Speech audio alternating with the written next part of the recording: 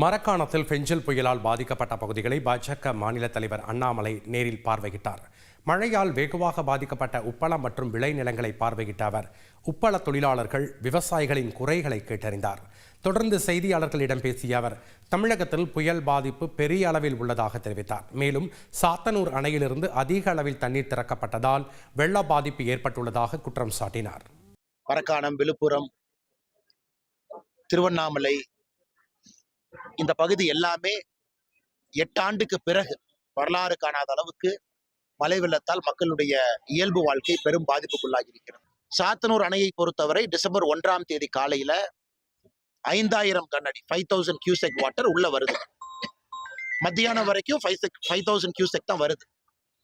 சாயங்காலம் மாநில அரசு சொல்றாங்க ஒரு 30,000 கனஅடி வரை நாங்கள் தண்ணீரை திறப்பதற்கு வாய்ப்பு இருக்கு. டிசம்பர் 1ஆம் தேதி சாயங்காலம். டிசம்பர் 2ஆம் தேதி அதிகாலை ஒரு 2 மணிக்கு 1 லட்சம் கனஅடி தண்ணி திறக்கிறாங்க.